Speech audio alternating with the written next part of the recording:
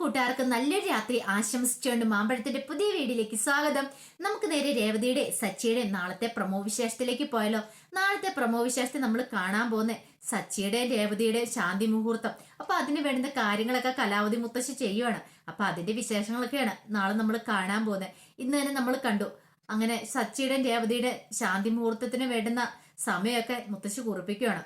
ഇതെല്ലാം അറിഞ്ഞു കഴിഞ്ഞപ്പോ ആദ്യം സച്ചിക്ക് എതിർപ്പുണ്ടായിരുന്നെങ്കിലും പിന്നീട് സച്ചി സമ്മതിക്കുകയാണ്. കലാപതി മുത്തശ്ശിയുടെ അടുത്ത് സച്ചിയുടെ ഒരു അടവും നടക്കില്ല. മുത്തശ്ശിയുടെ അടുത്ത് മാത്രമാണ് സച്ചി അടിയളവ് പറയുന്നുള്ളൂ.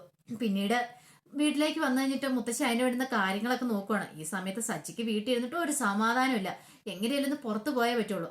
വൈകുന്നേരം വരെ എങ്ങനെ വീട്ടിൽ കുത്തിപ്പിടിച്ചിരിക്കുന്നേ, സമയമായിട്ട് ആയിട്ടില്ല താനും.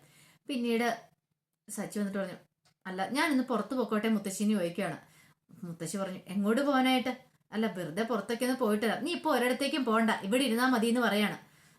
ഞാൻ ഇവിടെ ഇരുന്ന് മടുത്തു, എനിക്കൊരു കാര്യം ചെയ്യാം, ടി വി വെച്ചിരുന്ന സിനിമ കാണാൻ മേലായിരുന്നു ചോദിക്കണം. എത്ര സമയത്ത് കാണുന്നേ? എന്നൊരു കാര്യം ചെയ്യും, നിനക്ക് ഫോണുണ്ടല്ലോ, നിനക്ക് ഫോണ് കണ്ടോണ്ടിരിക്കാലോ. അതല്ല അച്ഛമ്മേ, എത്ര സമയം എന്ന് വെച്ചാൽ ഞാൻ ഇങ്ങനെ ഇരിക്കുന്നേ, എനിക്ക് മടുപ്പല്ലേ, ഞാൻ ഇവിടെ ഒന്നും ഇങ്ങനെയൊന്നും ഇരിക്കാറില്ലല്ലോ, ഞാൻ എൻ്റെ ഫ്രണ്ട്സിനോടൊപ്പം പോകാറില്ലേ പതിവുള്ള. ഇപ്പൊ ആദ്യമായിട്ടല്ലേ ഇങ്ങനെ വീട്ടിൽ ഇങ്ങനെ അടച്ചിട്ട പോലെ. അറിയാലോ അച്ഛമ്മയ്ക്ക് ഞാൻ ഇങ്ങനെ ഇരിക്കുന്ന ഒരാളെ അല്ല എന്നുള്ള കാര്യം.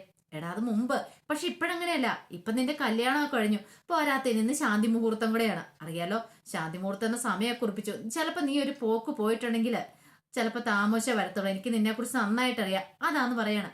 ഇല്ല അച്ഛമ്മേ, ഉറപ്പായിട്ടും തന്നെ നേരത്തെ വരുമെന്ന് പറയണം. പിന്നീട് രേവതിയുടെ അടുത്തേക്ക് പതുക്കെ ചെന്നിട്ട് രേവതി അവിടെ നിൽക്കുന്നുണ്ടായിരുന്നു. രേവതിയുടെ സാരത്തുമ്പോ ഒന്ന് പറ എന്ന് പറയണം. ഇത് കേട്ടപ്പോ രേവതിക്ക് മനസ്സിലായി തന്നെ സോപ്പിടുന്നതാണ് അച്ഛമ്മയോട് സംസാരിക്കാനായിട്ട്. പെട്ടെന്ന് അച്ഛമ്മയോട് പറഞ്ഞു, രേവതി പറഞ്ഞു, അതെ അച്ഛമ്മ പോയിട്ട് വരട്ടെ, വരുമല്ലോ, അന്ന് 6 മണിക്ക് മുമ്പ് ഇവിടെ എത്തിയേക്കണം എന്ന് പറയാം. ഉറപ്പായിട്ടും അച്ഛമ്മ 6 മണിക്ക് മുമ്പ് ഞാൻ ഇങ്ങോട്ട് വന്നേക്കാന്ന് പറയണം.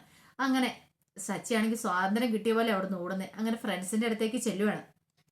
ഫ്രണ്ട്സിന്റെ അടുത്ത് നിന്ന് കുറച്ച് കത്തിയൊക്കെ വെച്ചിരുന്ന് കഴിയുമ്പോഴാണ് അവന്റെ മനസ്സിനൊരു സമാധാനമൊക്കെ വരുള്ളൂ. ഇവിടെ വന്നിട്ടുണ്ടെങ്കിൽ സച്ചി അങ്ങനെയായിരുന്നല്ലോ പണ്ട് മുതലൊക്കെ, ഫ്രണ്ട്സ് ആയിരുന്നു അവന്റെ എല്ലാം.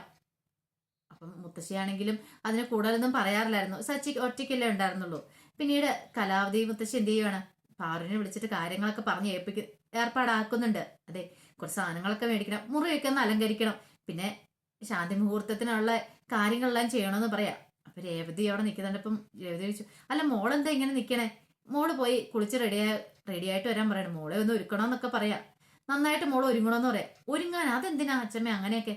അതൊക്കെ വേണം, പണ്ട് കാലത്ത് അങ്ങനെയൊക്കെ ആയിരുന്നു, ഇപ്പോഴല്ലേ അങ്ങനെയൊക്കെ ആരും നോക്കാത്തെ.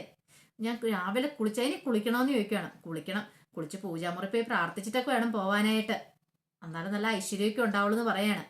ഇതെല്ലാം കേട്ട് കഴിഞ്ഞപ്പോൾ രേവതി അങ്ങോട്ട് പോവാണ്. പിന്നീട് പാറൂമ്മനെ വിളിച്ചിട്ട് മുറി ചെയ്യേണ്ട അലങ്കാരത്തെ പറ്റി എല്ലാം കലാവതി മുത്തശ്ശി പറയാണ്. എന്തൊക്കെ ചെയ്യണം, എങ്ങനെയൊക്കെ ചെയ്യണം, ഫ്രൂട്ട്സ് വേണം, സീഡ്സ് വേണം, അതിനെക്കുറിച്ചെല്ലാം പറഞ്ഞു. അപ്പൊ ആദ്യരാത്രിക്ക് നേരത്തെ ഒന്ന് ശാന്തി മുഹൂർത്തം ഒന്ന് കുറിപ്പിച്ചതായിരുന്നു, പക്ഷെ അന്നൊന്നും നടന്നില്ല. അതുകൊണ്ടാണ് വീണ്ടും കലാവതി മുത്തശ്ശി ഇങ്ങനെ ഒരു തീരുമാനം എടുത്തിരിക്കുന്നത്.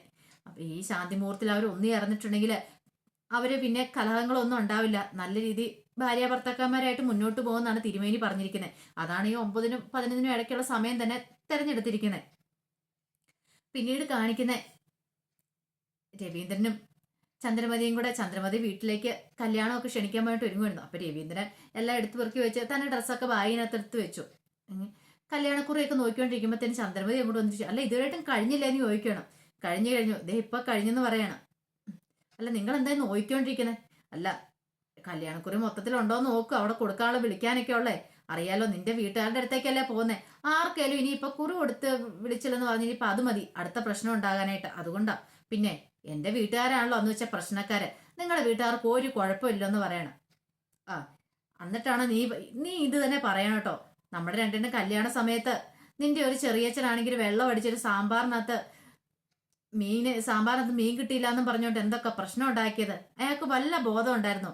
അമ്മാതിരി ഫിറ്റ് അല്ലായിരുന്നു അന്ന് അയാള്. ഇനി കൂടാതെ എന്നെ കൂടെ ഒന്നും പറയിക്കരുതെന്ന് പറയണം. ഇത് കേട്ടതിൽ ചന്ദ്രമതിക്ക് അവിടെ ഇഷ്ടപ്പെട്ടില്ല. അല്ലേലും അങ്ങനെയാ, അവസാനം വരുമ്പോ എന്റെ വീട്ടുകാരുടെ തല്ലയല്ലേ നിങ്ങൾ കുറ്റം വെക്കോളെന്ന് പറയാണ്. പിന്നീട് സുധി അങ്ങോട്ട് വന്നു. സുധിനെ കണ്ടെങ്കിൽ ചന്ദ്രമതി പറഞ്ഞു, അതെ ഞാൻ വൈകുന്നേരത്തിലുള്ള ഫുഡൊക്കെ ആക്കി വെച്ചിട്ടുണ്ട് കേട്ടോ, നേരത്തെ ഫുഡൊക്കെ എടുത്ത് കഴിക്കണം, വിശന്നിരിക്കല്ലോ എന്നൊക്കെ പറഞ്ഞ് സുധിയെ പറഞ്ഞ് ഏർപ്പാടാക്കുക കാര്യങ്ങളെല്ലാം. ഈ സമയം ചന്ദ്രമതിയുടെ ഫോൺ ബെല്ലടിക്കുന്നത്. ചന്ദ്രമതി പോയി എടുത്ത് നോക്കും ബാമയെ വിളിക്കുന്നത്. ബാമ വെച്ച് എങ്ങനെയാ കാര്യങ്ങള്, പൈസ കിട്ടിയോന്ന് ചോദിക്കണം വീട്ടിൽ പോയിട്ട്. കിട്ടി, ഒരു വീട്ടിൽ അമ്മയുടെ കയ്യിൽ നിന്ന് പൈസയൊക്കെ വാങ്ങിച്ചിട്ട് അതിനു വേണ്ടി ഞാൻ ഇത്ര ത്യാഗം ചെയ്തെന്നറിയാവോ. ഈ സമയത്താണ് പണത്തിന്റെ കാര്യം ഓർത്തെ. പണം എടുത്ത് വെക്കണം ബാഗിനകത്തുനിന്ന്. അങ്ങനെ പണമൊക്കെ എടുത്ത് ബാഗിനകത്തുനിന്ന് അലമാരിക്കകത്തേക്ക് വെക്കുവാണ്. പറഞ്ഞു, അല്ല എത്ര രൂപ കിട്ടി? കുറച്ച് പൈസയൊക്കെ കിട്ടിയിട്ടുണ്ട്. പക്ഷേങ്കില് നീ പറഞ്ഞ പോലെ 10 പവന്റെ സ്വർണം മേടിക്കാൻ പറ്റുമെന്ന് എനിക്കറിയില്ല. അതെന്താ ചന്ദ്രൻ അങ്ങനെ പറഞ്ഞ്? ആഗ്രഹം ഉണ്ടായിരുന്നു. കാരണം സുധിയുടെ വീട്ടുകാർ അത്ര ഹൈ ടീമല്ലേ. ഇനിയിപ്പൊ സുധിയുടെ അച്ഛൻ ഇപ്പൊ മിണ്ടിയില്ലാന്ന് ഓർത്തോണ്ട് കുറച്ചാള് കഴിയുമ്പോൾ ചിലപ്പോൾ വന്നെന്നിരിക്കും. ആ സമയത്ത് അവർക്ക് തോന്നണ്ടേ ഒന്നും ഇല്ലാത്തടത്തേക്കാ കെട്ടിച്ചോട്ടെ, ഒരു സ്വർണം പോലും വീട്ടുകാർ ഇട്ടിട്ടില്ലാന്ന്.